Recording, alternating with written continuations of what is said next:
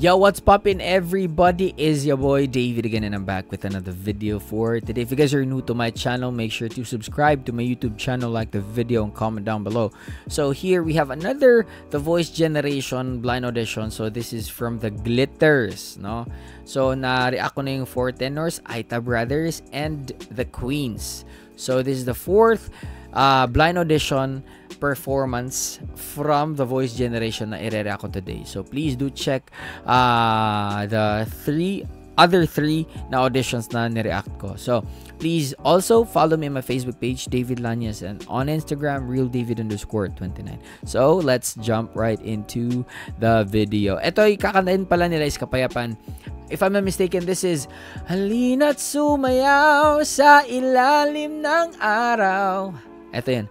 Maghawak-hawak ng kamay, isigaw ng sabay-sabay kapayapaan. This is a reggae song. I love this one. Ayan, oh.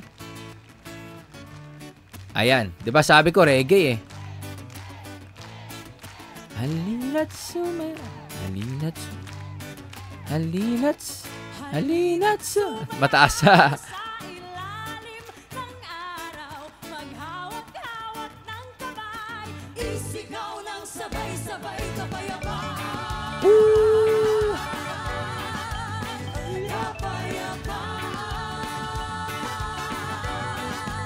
Para din siyang Under the Sea yung sa sa Little Mermaid.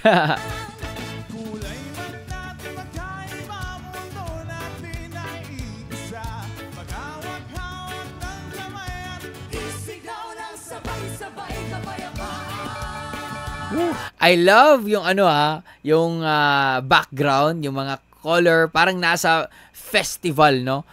Very festive yung ambience.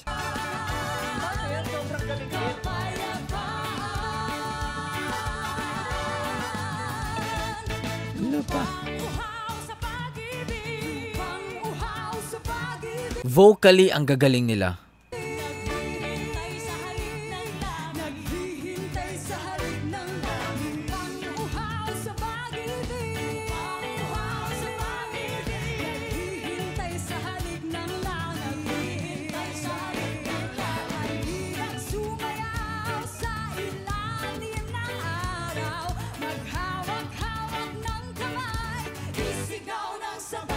Ooh, beautiful.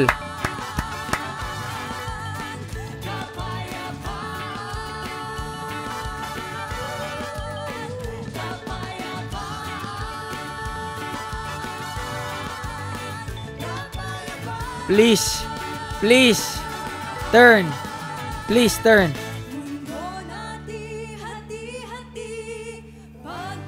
Please ikot. Ilinis nga eh.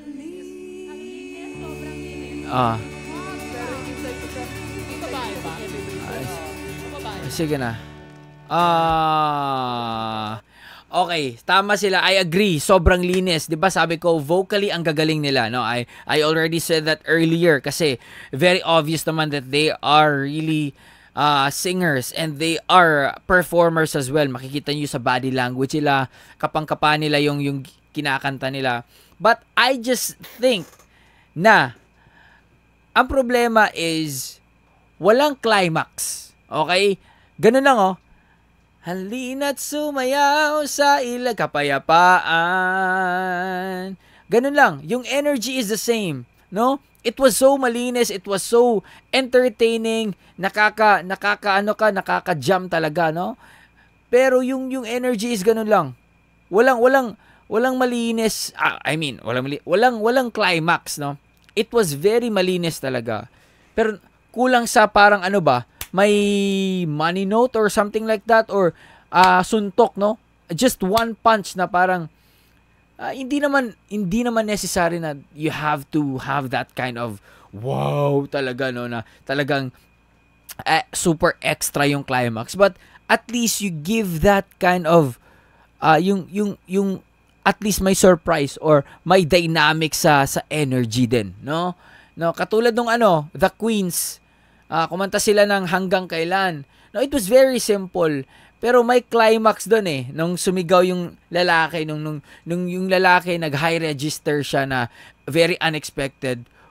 Napawaw ako, and then you can see also Coach Stel na bumilib din siya. So there's something unexpected. So yun siguro yung kulang dito.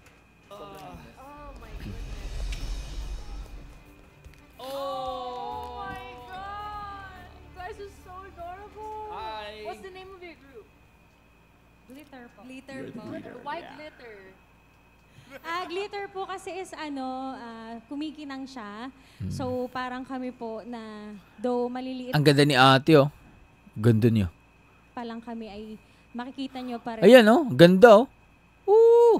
Kahit butil ka lang ng buhangin ay kumikislap ka pa rin. And Oh. soon to be a star. Gusto ko lang sabihin na sobrang linis. Ah. Sobrang ganda ng ginawa nyo.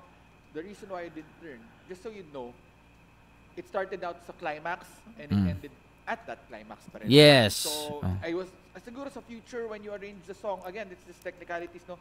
Pero parang gusto ko may build up and Sa akin naman, no, it didn't start at the climax kasi ganun naman talaga yung song. For me lang I'm not Coach Chito, but that's para hindi kayo ma-confuse kasi sabi ko nakulangan ako sa climax. So sa interpretation naman ni Coach Chito is they started sa climax and then nagplateau na yung climax.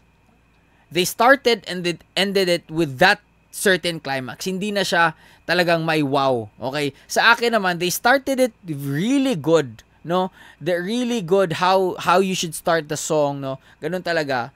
Yet, wala akong nakitang climax, no? Ang hinahanap ko naman is yung climax. But, it's the same interpretation, different terms lang. I mean, it's the same meaning, no? But different interpretations lang kami ni Coach Chito. and more drama. Very sorry na hindi ako. But sobrang galing, sobrang galing. I Yes. should be proud na nakaabot kayo dito because, alam mo, milyon ang nanonood ng The Voice Generations. So, you guys should be proud that you're here. And thank you so much for your talent. Sir Chito, isang malaking karangalan na ma-meet po kayo. Ayun o! Eh. Sobrang idol ko talaga si Sir Chito, promise. Yeah, boy. Yeah. Sobrang idol ko talaga. Naka-PNE shirt ako kanina kaso nasa taas. So. Sobrang galing. Pero nagigas yung sinabi. I need it. Oh, that was really heartbreaking. 'Di ba? Kasi for me naman, if I was the coach, siguro I would turn. Bakit? Kasi they already have the potential eh. Ang linis, they have already the energy, they have the pag-turn pa nila, they all look presentable, no, with a very catchy name, The Glitters. So as a coach siguro, dahil na-impress ka kung gaano sila kalinis and you already know that what they're capable of. Now, as a coach, siguro I would turn because I would love to guide them kung ano yung kulang nila sa blind auditions nila, no? Ganun yung mindset ko, no? I would really want to give them a chance. Kasi kaya nga sabi ko kanina, sana may ikot kayo, no?